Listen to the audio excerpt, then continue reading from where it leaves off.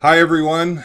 It's Wednesday, July 19th, 2017. I'm Mark Vandermaas of Israel Truth Week, and I am your Zionist freedom fighter trainer.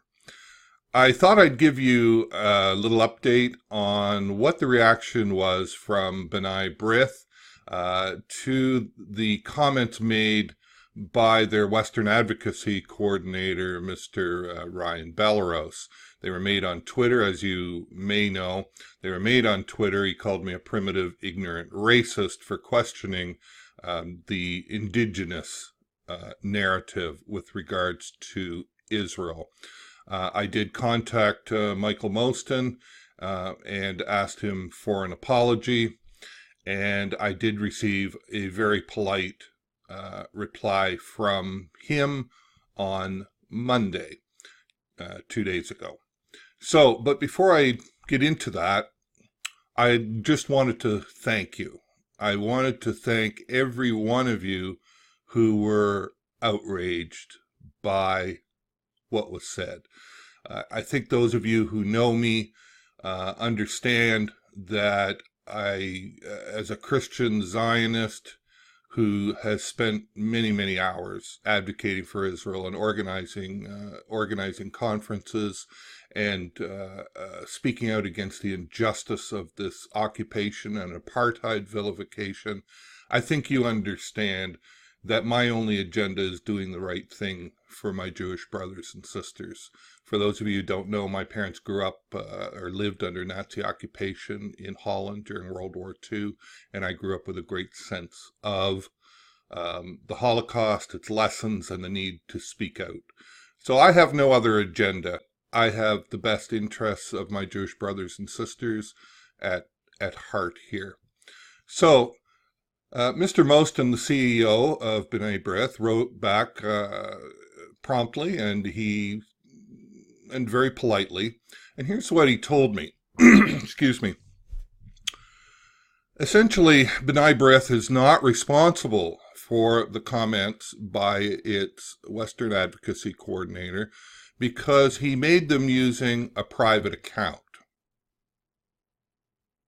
Okay. There was no apology in his email. There was no disavowal of the remarks. And that was a little bit disappointing. What I didn't tell you is that Ryan Belleros also threatened me with a private direct message on Twitter. I'm just going to show it to you right now. Shift-Alt-W. There you go. Now, let me just scroll up so you can see his name there. This was after the comments. And in a sense, he's telling me that if you continue this, not only will I expose you, I'll make certain you're shown to be exactly what I said you are, which is presumably an ignorant, primitive racist. And he goes on to say, if you keep this up, you won't like where it goes.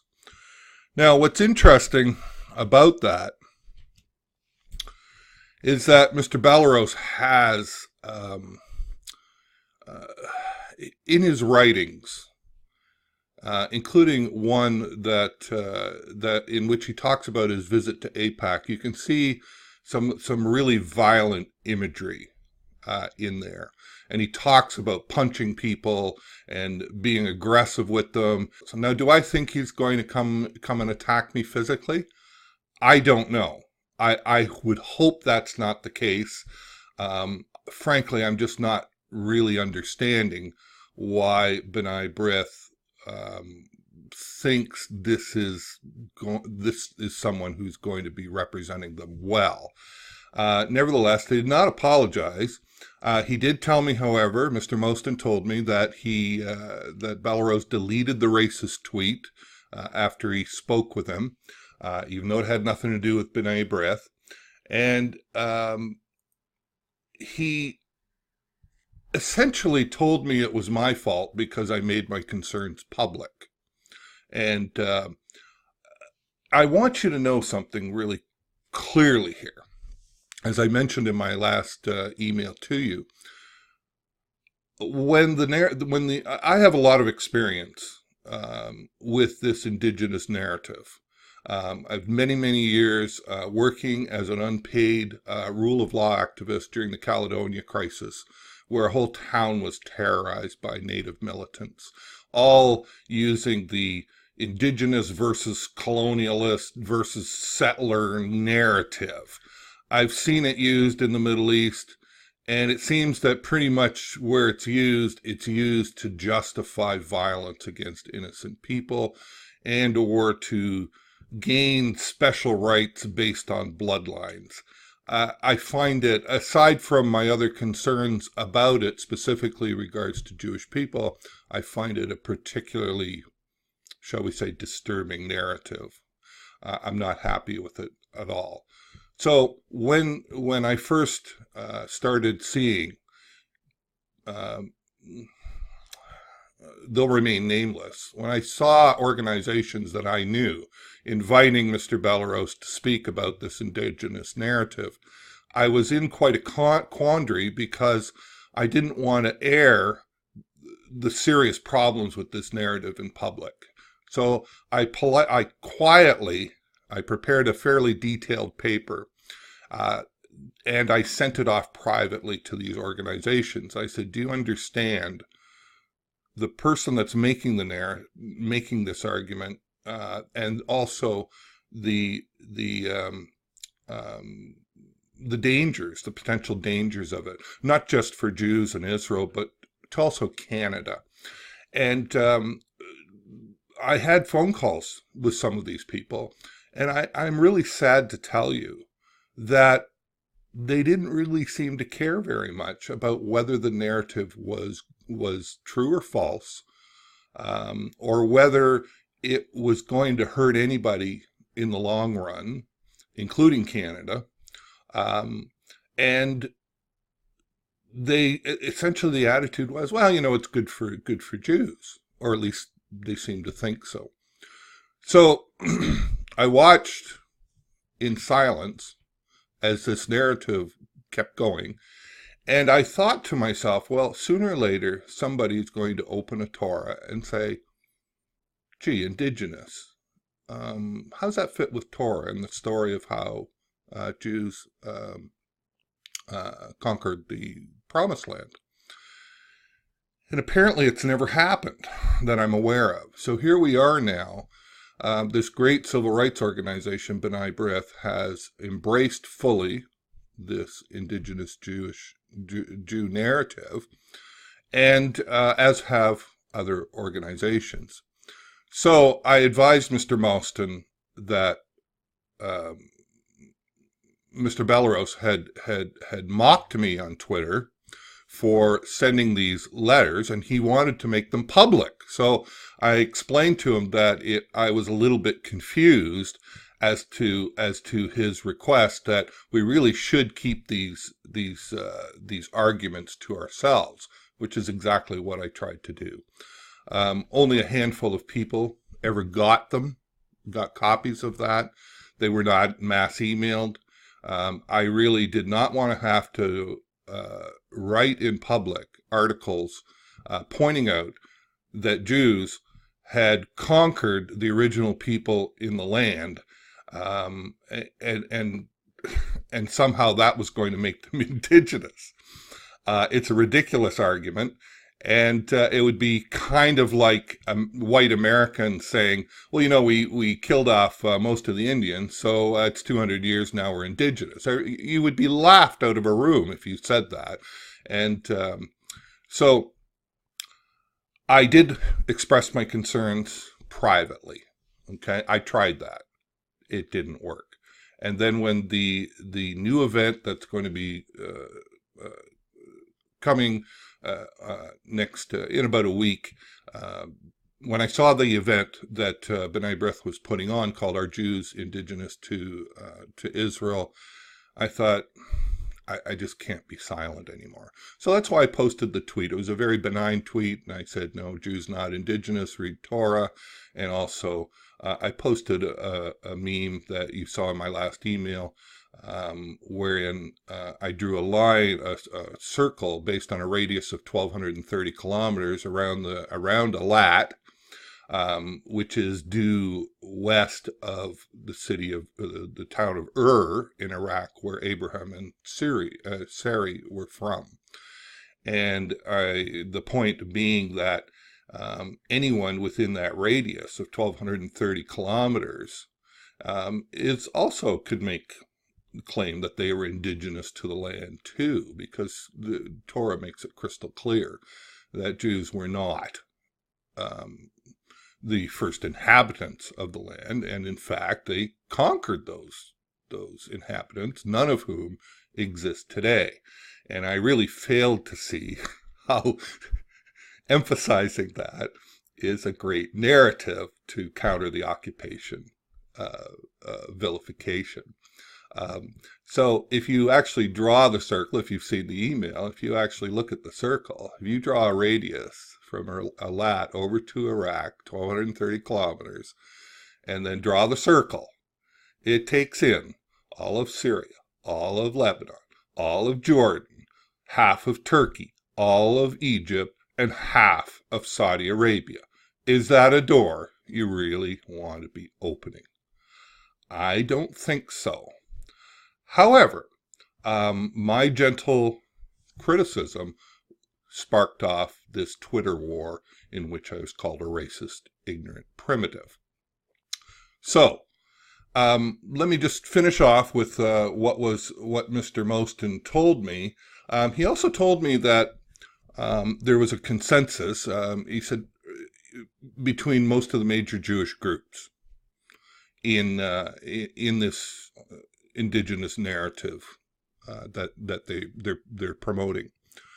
And of course, those of you who know me know that I don't get my moral compass or truth based on consensus. I get it from analysis and I get it from facts. And you know that my motto is truth before solutions. We have to tell the truth. We all have to tell the truth. There have been enough lies and misleading accusations and claims in this whole Middle East stuff. You cannot build a foundation on lies and exaggerations. It's just not going to happen. So Mr. Moston was hoping that, we could all get along. And he said that the tweet had been deleted, and so he thought it was over. Of course, I said, well, your Western Advocacy coordinator threatened me, and none of you have apologized for that or the other comments that he's made. So how could this possibly be over? Now, having said that, I am very grateful. I am so grateful to all of you who were outraged by this. But I want to give you a caution, because the preceding information is not, I'm not giving you that because I want you to go out and start having meetings and getting outraged that Mark was attacked and called a racist. Yeah, it was a nasty insult, but I'm a big boy. Trust me. After many years of going head to head with every one of Israel's enemies in Caledonia, terror supporters, anarchists, communists, yes, Palestinian groups, you name them, they were all in Caledonia, and they were vicious. And and that doesn't count the violent Native militants who assaulted me and assaulted my associates for peacefully walking down the street with a Canadian flag to emphasize, to dramatize the injustice of the racial policing that was going on there. I've been threatened. I've had police in my home. I've been called every filthy, disgusting name in the book, and Mr. Belarus is an amateur. Okay? So what I'm trying to say to you is the threat, the insults, they're just a distraction. Yes, we should address it. Let's address that. But the greater issue is, am I right or is Mr. Belarus right? If the indigenous narrative is held to be true, then the Jewish Torah is a fabrication. You can't get around that, because we know clearly from Genesis, Exodus, and Deuteronomy that the Jews were not the first people in the land. They went in and wiped them out. I'm sorry, I can't put that delicately. Now you understand why I don't want to talk about that. I'd rather talk about Israel's land title deed. So that's the narrative. So that's the stark reality. Now you could try to spin that or frame it. I believe was the word that Mr. Mostyn used in his email. He invited me to the event and learn how we're going to frame this. Well, to frame something, you have to have an air of reality about it. Okay. Do you really want to stand up? I mean, again, if I stood up in a room and said white people are indigenous to America because they wiped out the original inhabitants, you'd laugh at that. Naturally. Now, the only way you get around not trying to or get around the fact that this narrative renders Torah fabrication, the only way to get around that is to say, well, that's true. We did wipe out the original inhabitants, and that makes us the new indigenous people there. I'm sorry, I don't see that as a winning argument. I really don't. Because I love Israel. I love the Jewish people. Well, not all. I mean, I'm a Christian. I have to love people. I'm commanded to love people. Some I don't like as much, but generally I love Jewish people. I think what an amazing race of people you are, and amazing gifts that you've given the world. Okay, but I can't change your history. I can't change the history. So if somebody wants to say, yes, we wiped out all the original inhabitants, but we're the new indigenous people there because we've been there a long time. Well, Mr. Bellerose himself said in an article, I'm not sure, I believe it was in the Toronto Sun in 2013, that long-standing presence in a land may give rise to rights, but it's not the same as being indigenous. And we haven't even talked yet about what does indigenous mean. I mean, we can get to that in a minute. So there's the first problem that you have, is that it directly contradicts Torah. Do you really want to open up the door to somebody contradicting make arguments that open your Torah up to being ridiculed? I don't think so. As I was starting to say, I love Israel. I love the Jewish people. I'm a Christian Zionist, and I believe God gave Jews the land. I don't use that as an argument because I use the Israel's land title deed, the mandate for Palestine, as a basis because it makes a great secular argument, and it has God's fingerprints all over it, even though the word God doesn't appear in it. But you're going to go up against people who are far nastier than I am. You're going to go up against Israel haters. And the first time you take this indigenous argument onto a stage with anybody who has ever read your Torah, even understands a little bit about this issue, you're going to get laughed at. I just don't know how to put it any other way. Now, there's another problem with this narrative. Mr. Bellerose is a former organizer with Idle No More. It's a militant Canadian native rights organization. Idle No More. And he was one at the time he started making the indigenous Jew narrative. So I started making that argument. And I had contact with the organization he was with, CUFI, which is Calgary United for Israel, and there was a lady there who we had some contact about this, and they actually put Israel Truth Week on their website as an associated organization. And of course, I wrote to her and told her to take it down, that I wanted no association whatsoever with Idle No More. So eventually, Mr. Belrose stopped. He claims he left Idle No More. But let me assure you, it was most definitely after I had expressed my revulsion for what Idle No More stood for.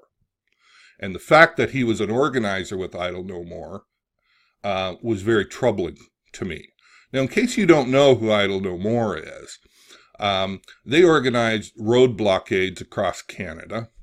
And you may recall the attacks on police by the Elsie Pogtog band out in New Brunswick, where they burned a police car.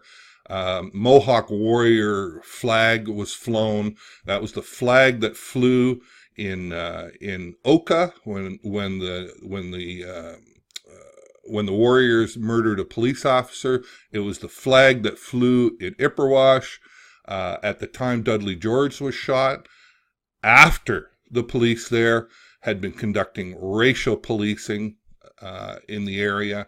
It was the flag that was flying in Caledonia when that town was terrorized, okay? And I have the screen captures, okay? I'm not making anything up. I think you know that you can trust when I tell you something. Idle No More was a nasty, nasty anti-Canadian organization. Now, Ryan Belrose may well have had a change of heart. I hope so. But I can assure you it came after I informed Koofy that I wanted nothing to do with anybody who had a connection with Idle No More. I went up against these people. Now, I want to be clear with you, okay? I'm not aware that Ryan Belrose committed any illegal act whatsoever. Idle No More came into existence years after the Caledonia crisis started. I'm not aware of any connection whatsoever. Okay, but I understand this narrative. I understand how the indigenous versus settler versus colonialist argument is used, and that I don't see any benign use of it whatsoever. The only use that I can see of it, as I've stated before, is to justify violence against innocent people based on bloodlines. I don't understand why really anybody would want to be called Indigenous. Anybody who would want to embrace this narrative, unless you're really looking for special rights and getting a pass on killing people or attacking people. That's the only thing that I can see that it's useful for. It's a divisive term, I think, because it says it's them versus us, and it's not them based on the enemy. The enemy are these settlers, and we're the good people because why? Because we got into the land first? Well, that didn't happen for Jews. Because we wiped out the original inhabitants? Well, that kind of happened. We have the same bloodlines. Folks, if any white person made an argument along those lines, you would call them a neo-Nazi, a white supremacist. Okay? So it's a very... I've had this term used against me, this colonialist, this, white supremacist, racist. Okay? That's why this insult hits home for me. Okay? I've endured it. I understand the issues. So, now where does this all fit in for Canada? Okay. Now, B'nai Brith has hired somebody who had a role in a radical native rights organization that has committed as organized lawless acts and supported them. Now, I don't know if they've supported them physically. I don't know if they sent them money, but I have the screen capture showing that they were supporting the Elsie Pogtog people who attacked our police officers, our Canadian police officers. Now, Mr. Belrose in 2016, let me just see if I can find this. He wrote an article in 2016. Correction, he didn't write the article. It was an interview with the Times of Israel. It's entitled "Indigenous Activist Advocates for Israelis' Land Rights." It's on timesofisrael.com. And he made this observation about Canada. Okay? And I believe, coming from an Indian from Canada who has lived through actual, wait for it, apartheid, bracket, 2 laws, 1 state for 2 peoples, bracket, I have a unique perspective. I have lived through colonization, and Israel is not even remotely colonist. Okay. Think about what that means. What that means is B'nai Brith is pushing a narrative created by a man who is called Canada an apartheid state. So, and I hardly know what to say to that. Yes, Canada did some wrong things to Native people and they apologized for it. Okay? But let's not kid ourselves, folks. Canada's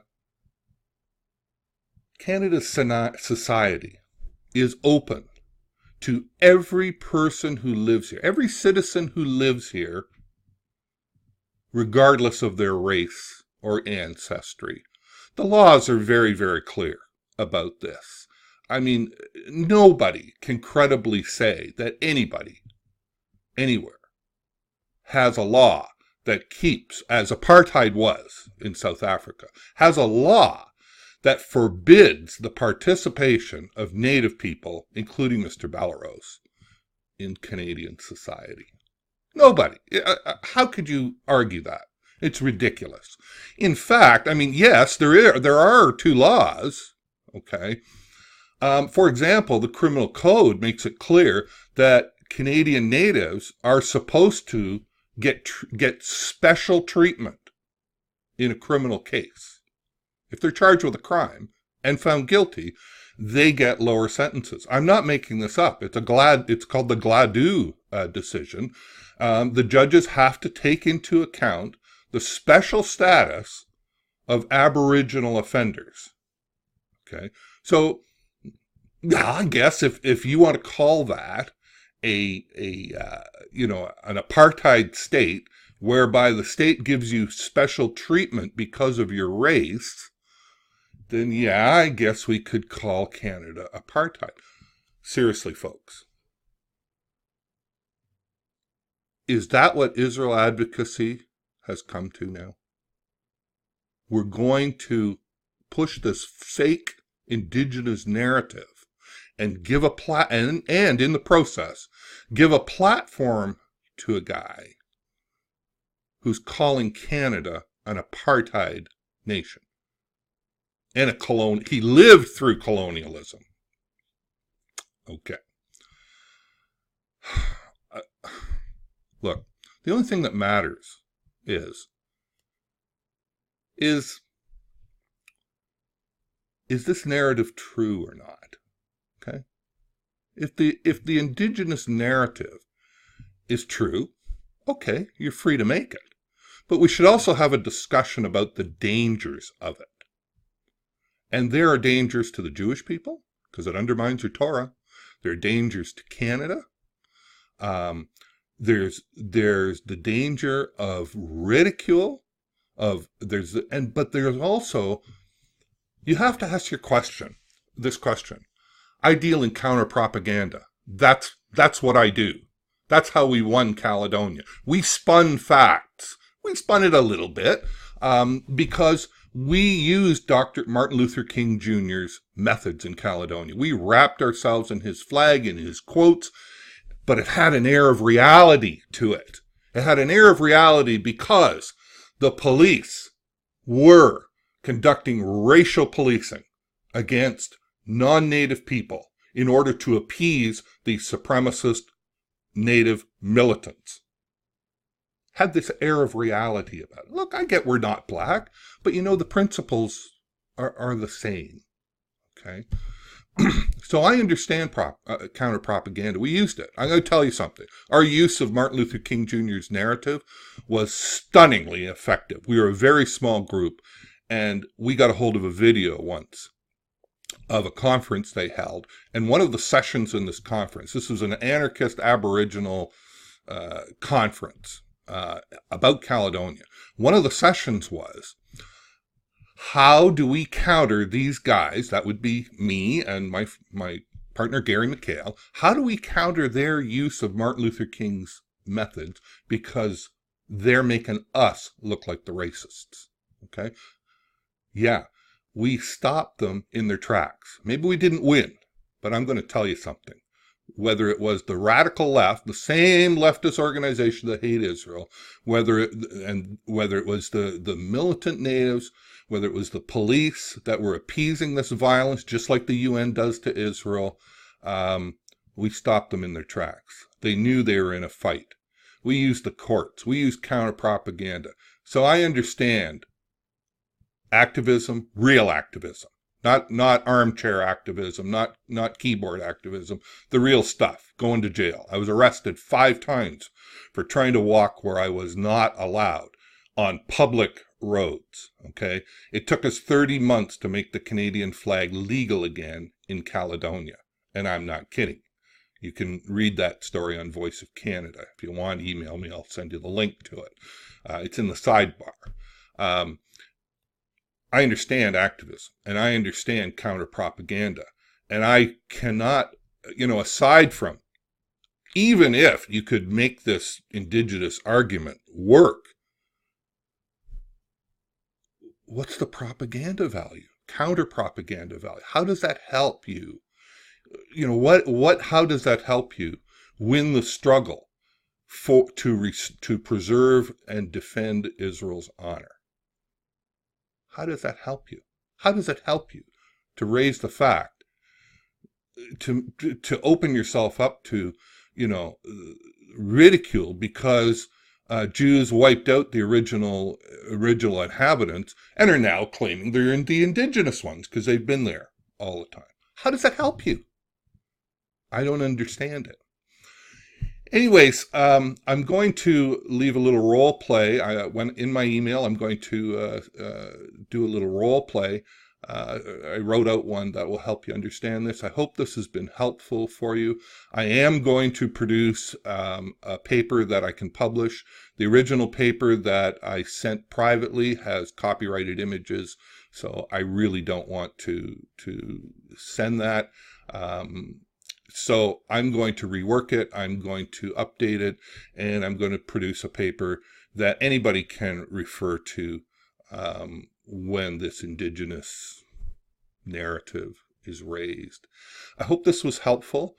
Again, I can't thank my supporters too much. I'm gratified by your support. My only caution to you is don't get along. Don't go along to get along. We have a duty. The other side are liars and fabricators. And we have a duty to be different. We have a duty to tell the truth. And you remember my motto, truth before solutions. Let's talk about truth. And that's the only thing that matters here. Is this narrative true? Is it helpful? Is it just not merely not helpful? Is it actually dangerous? Does it present a threat to you? I would argue that it does. So let's focus on that. Some of you are organizing meetings, and I know you're doing some outreach to B'nai Brith, but please don't organize meetings because you want to, because of the insult alone. Organize them because you care about whether Jews are telling the truth. You care whether Jews are going to win the propaganda the war. I think I was very disturbed. I'm not going to lie to you. I was very, very disappointed when I talked to the leaders of these Jewish organizations at their cavalier attitude towards the truth and merits of the narrative. It just that it sounded good to them, and they were going to go for it. And I think that's a grave danger. And I would suggest to you that those who want to just try to make nice and not engage in conflict, you're going to lose this war. You're going to lose. Now, I'm a Christian, so I believe God's on your side.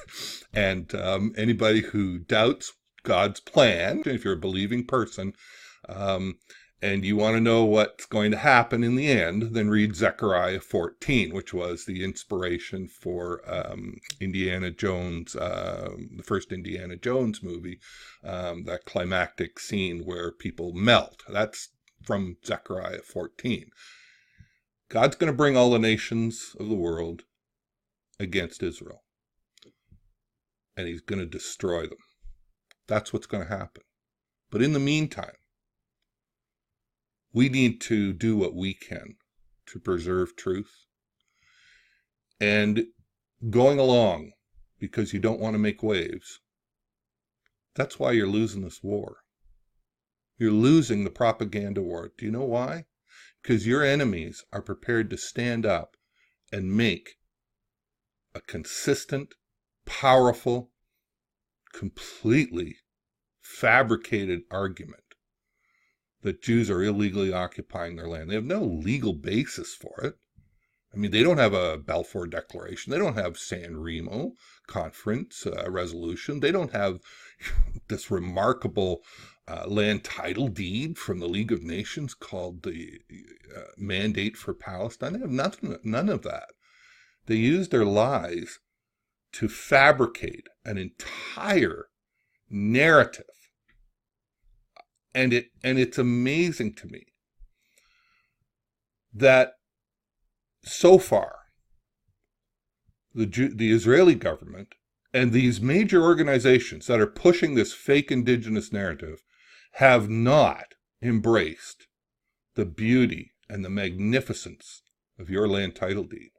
Okay, I'm stunned by that they would make that argument. Why? Probably because it will bring a certain level of conflict. I don't know. But truth sometimes does that. But if you try to build something on lies, you're going to fail.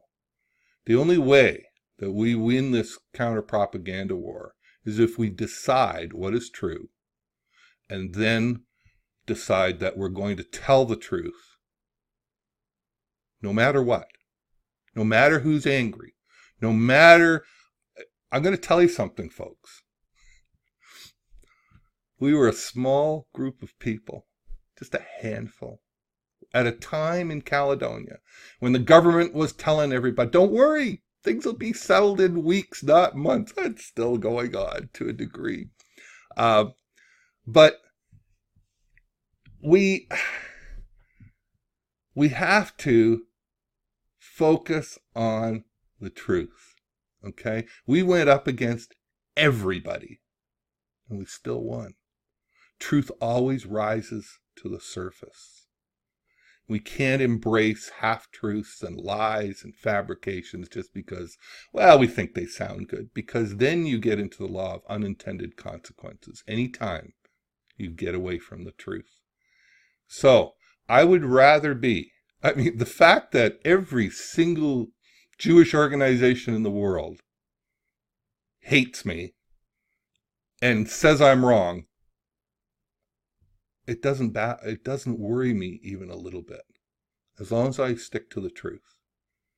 Let them be deluded. Let us not be deluded. But if you want to win this counter-propaganda war, you better stick to the truth. And that's why I'll give you a little plug. I'm doing some training next Sunday in Kingston, Ontario, at a synagogue, and I'm doing my mandate training again. Many of you have attended it. I've just updated my booklet, and I love the narrative. I love Israel's land title deed. You know why? Because it's easy to understand. It's easy to defend. It's black and white. It's just 11 pages long, including the note re Transjordan, which spells out exactly what the borders of Israel are in black and white. Okay? I don't have to argue Indigenous. And as you can see, it's a very troublesome narrative to try. Now, you want to try and teach a student how to defend against somebody like me, who understands the issues, it's not going to go well. You can't teach that stuff. But I can teach somebody in about 2 hours how to hold up Israel's land title deed and say, you see, these are the promises that the world made to the Jewish people. The world didn't keep those promises. Shouldn't Jews be able to trust the world's promises? Why should they trust promises in a new two-state solution? And I'm going to get the objection. I always get, yeah, it's too old, Mark. What about the UN resolutions? What about this legal term? What about this? Folks, I took on a professor of international law named Nathanberman on Isra Pundit. I had 3 go-rounds with him. And my argument to him was simple. It really boiled down to this. You can talk about all the fancy Latin terms you want. Use them all you want. You can talk about, what did he call it? The ripening, I forget what it was, the ripening rights of self-determination of the so-called Palestinian people. You can talk about all of that. None of that changes the fact that the entire world made promises to the Jewish people and didn't keep them. And shouldn't the world keep its promises to the Jewish people? Okay, but what about this resolution? Sorry, was that before or after 1922? Oh, after. Well, thank you. You just proved again to me that Jews can't trust the world's promises in the document they gave. I can teach that narrative in under 2 hours. I can teach anybody to defend it. But I'd really like to, but the Indigenous narrative isn't going to work. You can't teach that stuff. Define Indigenous.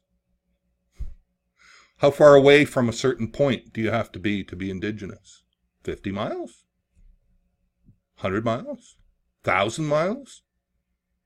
I don't know. If that's the case, then everybody within a radius of, like I said, 1,230 kilometers is Indigenous. You understand that the Native people in Canada refer to North America as Turtle Island. North America. They claim all of North America. If you're indigenous to an Alaskan, somewhere in Alaska, you own North America. Okay. Really, you also have to ask, why is it being made? And if you don't ask that, if you don't really want to know because you think it sounds good,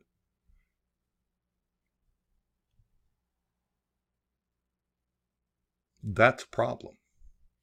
Anyways, thanks for listening to me. I went a lot longer than I planned on. And as I said, I'll be writing a paper that people can link to.